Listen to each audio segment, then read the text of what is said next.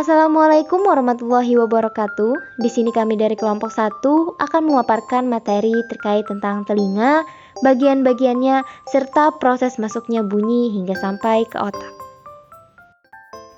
Apa itu telinga? Telinga adalah panca indera pada manusia yang memiliki fungsi utama untuk mendengar dan mendukung komunikasi. Namun, telinga juga memiliki peran penting dalam menjaga keseimbangan tubuh. Ukuran telinga pada setiap orang berbeda-beda. Bagian-bagian pada telinga terbagi menjadi 3, yaitu telinga bagian luar, telinga bagian tengah, telinga bagian dalam. Oke, baik, selanjutnya ada telinga bagian luar. Telinga bagian luar yaitu ada pinna. Pinna atau daun telinga merupakan bagian pertama dari telinga yang bereaksi dengan suara. Fungsi dari bagian ini adalah bertindak seperti corong yang membantu mengarahkan suara lebih jauh ke telinga. Tanpa corong ini, gelombang suara akan masuk ke kanal pendengaran dan membantu kita lebih sulit untuk mendengar dan memahami suara. Selanjutnya ada saluran telinga. Saluran telinga kira-kira berukuran 3 cm pada orang dewasa dan sedikit berbentuk huruf S. Fungsi saluran telinga yaitu mentransmisikan suara dari pinna ke gendang telinga. Selanjutnya telinga bagian tengah. Telinga bagian tengah ini dipisahkan dari saluran telinga luar oleh gendang telinga.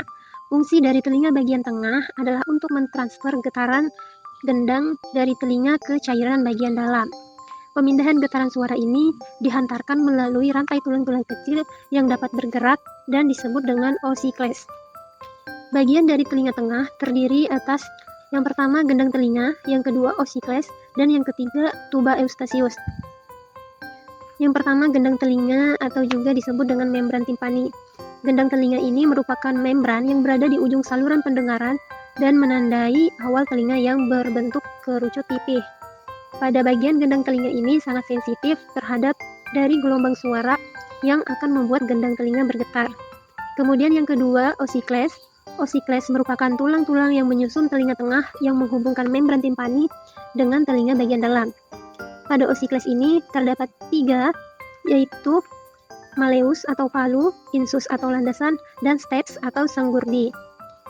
Gelombang suara yang masuk akan menyebabkan adanya sebuah getaran pada gendang telinga, yang mana dari getaran tersebut akan dilanjutkan ke osikles yang akan memperkuat suara tersebut dan mentransmisikan suara dari membran timpani ke telinga bagian dalam.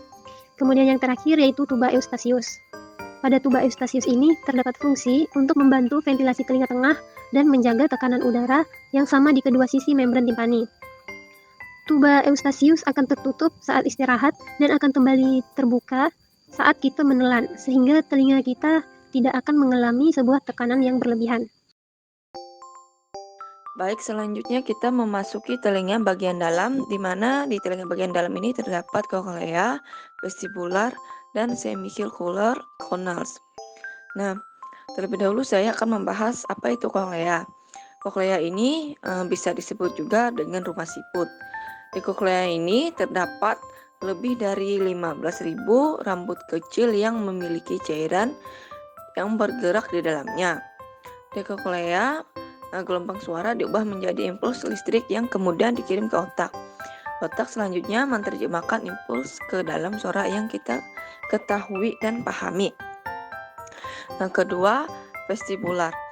Vestibular ini merupakan bagian terpenting untuk mengatur keseimbangan. Jadi bagian terpenting ini terdiri dari utrex dan sequel, yaitu sel rambut yang menjaga keseimbangan posisi kepala terhadap gaya gravitasi. Mereka ini disebut juga dengan reseptor gravitasi. Yang ketiga ini semicircular canals.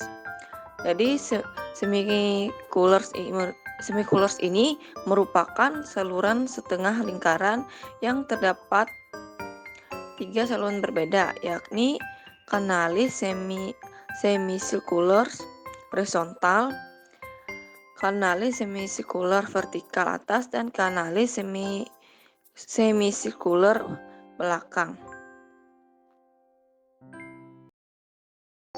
Baik, selanjutnya yaitu skema proses pendengaran pada manusia. Dapat dilihat pada layar terdapat skema bagaimana proses mendengar dimulai dari gelombang bunyi sampai ke akhirnya ke otak. Baiklah teman-teman, di sini saya akan memaparkan proses mendengar pada manusia melalui beberapa tahap-tahapan. Nah, yang diawali dari daun telinga yang menerima gelombang dari sumber suara, kemudian diteruskan melalui saluran telinga masuk ke dalam hingga menggetarkan gendang telinga yang disebut dengan membran timpani.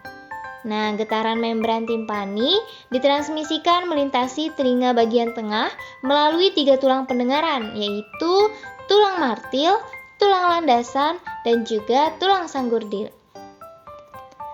Getaran oleh tulang pendengaran tadi ditransmisikan ke telinga bagian dalam melalui membran jendela oval ke koklea.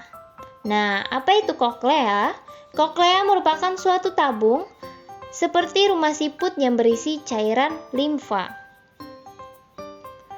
Getaran ditransmisikan ke dalam cairan limfa di dalam koklea.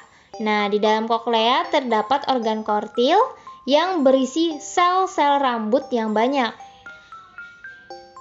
Sel-sel rambut ini akan bergerak ketika ada getaran yang terjadi dalam koklea, sehingga sel-sel rambut tadi akan menstimulus getaran yang diteruskan saraf auditori ke otak. Nah, itu tadi merupakan penjelasan mengenai proses masuknya bunyi hingga ke otak.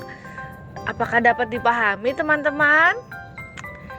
Demikian penjelasan dari kelompok 1.